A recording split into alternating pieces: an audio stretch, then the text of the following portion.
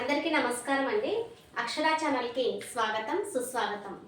ఈరోజు కంటెంట్ వచ్చేసి cell the basic unit of life rapid revision చేసుకున్నాం. ఏంటంటే మనం కణానికి సంబంధించి 2-3 క్లాసెస్ విన్నాం కదండి. ఆ చెప్పుకున్నటువంటి సిలబస్కు సంబంధించి పిన్ టు పిన్ మీకు ఇప్పుడు ర్యాపిడ్ రివిజన్లో అందజేయబోతున్నాను. ఫస్ట్ అంటే క్వశ్చన్స్ ఎలా అడుగుతారు, మనం ఎలా బిట్టు పెట్టాలనేది నేను ఈ వీడియోలో క్లియర్గా చెప్తాను. క్లోరోఫిల్ కలిగి ఉన్న ఏకకణ జీవులు, ఇది వరకు వచ్చినటువంటి వాటిల్లో ఎగ్జామ్లో వచ్చినటువంటి క్వశ్చన్. క్లోరోఫిల్ కలిగి ఉన్న ఏకకణ జీవులకు ఉదాహరణ చెప్పండి అని అంటారు.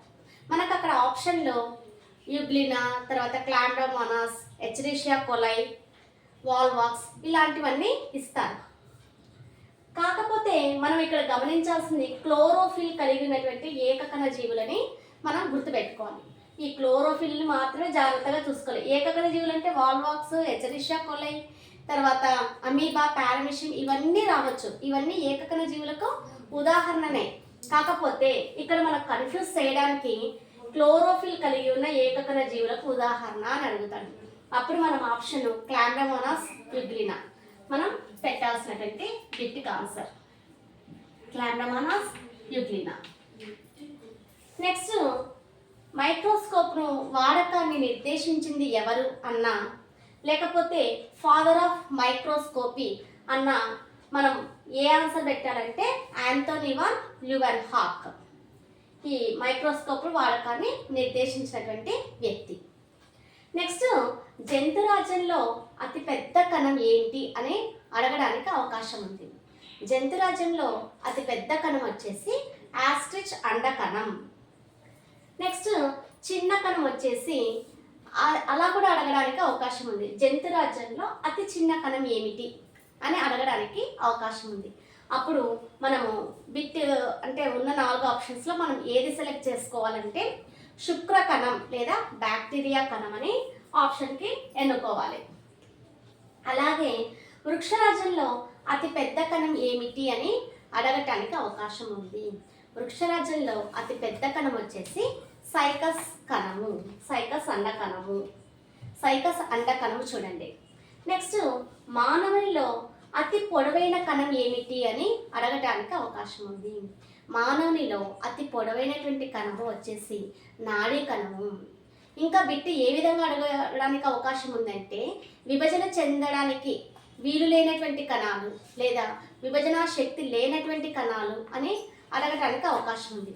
దీనికి సంబంధించినటువంటి ఆన్సర్ ఏమొస్తుందంటే నాడీ కణాలే. మానవుల్లో ఉన్నటువంటి అతి పొడవైన కణమన్నా నాడీ కణమే. అలాగే విభజన చెందే శక్తి లేనటువంటి కణాలన్నా నాడీ కణమే పెట్టాలి. నెక్స్ట్ కణశాస్త్ర పితామహుడు ఎవరు అనంటే కణశాస్త్ర పితామహుడు వచ్చేసి Robert hook. Next Robert hook రచించినటువంటి గ్రంథం ఏంటి అని అంటారు. రాబర్ట్ హుక్ రచించినటువంటి గ్రంథం మైక్రోగ్రాఫీ. నెక్స్ట్ నిర్జీవ కణాలని పరిశీలించినటువంటి శాస్త్రవేత్త వచ్చేసి రాబర్ట్ హుక్.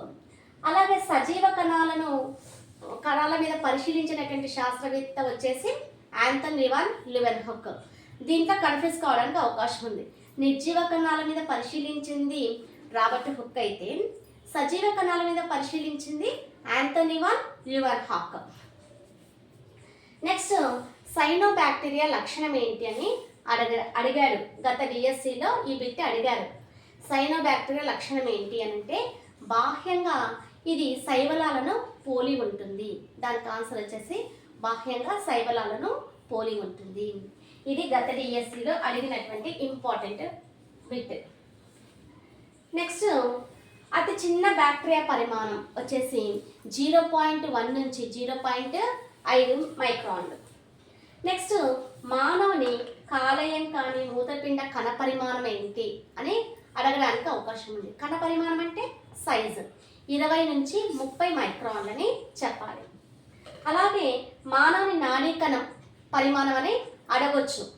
మానవుని నాడీ కణ పరిమాణం అంటే 17 సెంటీమీటర్లు ఇంటూ 18 సెంటీమీటర్లు అని చెప్పాలి.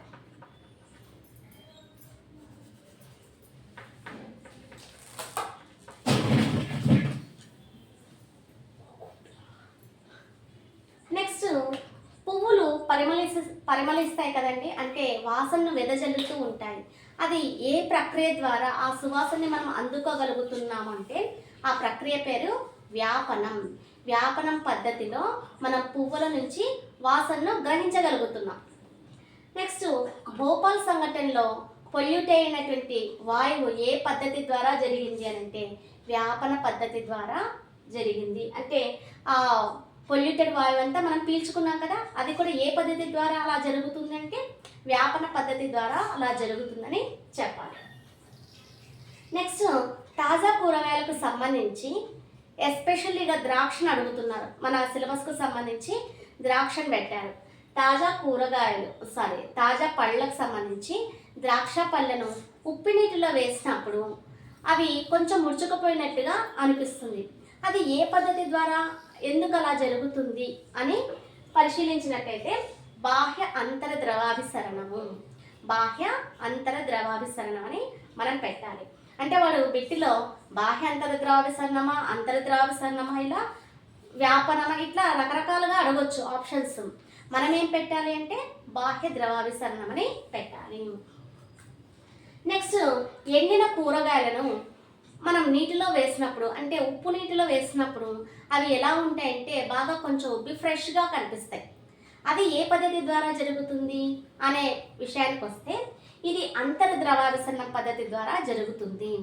ఇక్కడ తాజా ద్రాక్ష పళ్ళను ఉప్పు నీటిలో వేసినప్పుడు ముడుచుకుపోయేది బాహ్య ద్రవాభిసరణం. ఎండిన కూరగాయలను ఉప్పు నీటిలో ఉంచినప్పుడు అవి కొంచెం ఉబ్బెత్తుగా ఉండి ఫ్రెష్నెస్ కనిపించేది అంతర ద్రవాభిసరణం. ఇలా మనకు కొంచెం తికమకగా బిట్ అడగడానికి అవకాశం ఉంది. ఆప్షన్స్ను మనం సరిగ్గా ఎన్నుకోవాలన్నమాట. అలాగే సముద్రపు నీటిలో బతికేటువంటి చేపలను మంచినీటిలో ఉంచినప్పుడు అవి చనిపోతాయి.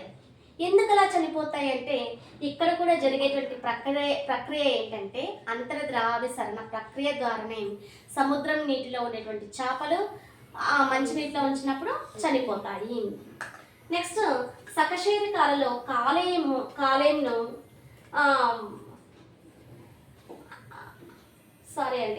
కణత్వచము పునరుత్పత్తి చేయడంలో లేదా మరమ్మతు చేయడంలో ఉపయోగించేది ఏంటి అంటే గాల్జీ సంక్లిష్టం. ఈ గాల్జీ సంక్లిష్టం ఏం చేస్తుందంటే మరమ్మతు చేయడంలో ఉపయోగపడుతుంది. అదేవిధంగా సకశేరుకాలలో కాలేయానికి సంబంధించి నునుపు అంతర్జీవ ద్రవ్యజాలం లోపిస్తే ఏం జరుగుతుంది అని ఇక్కడ బిట్టి రావడానికి అవకాశం ఉంది.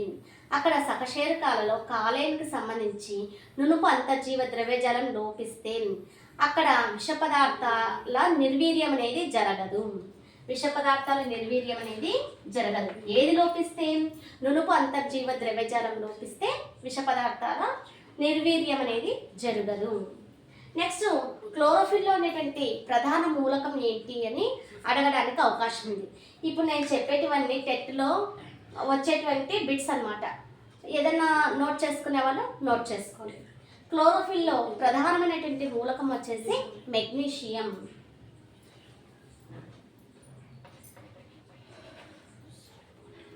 తర్వాత కణము గట్టిదనానికి కానీ బలానికి కానీ ఆధారమయ్యేది ఏది అని అంటే కణ కవచం అని చెప్పాలి.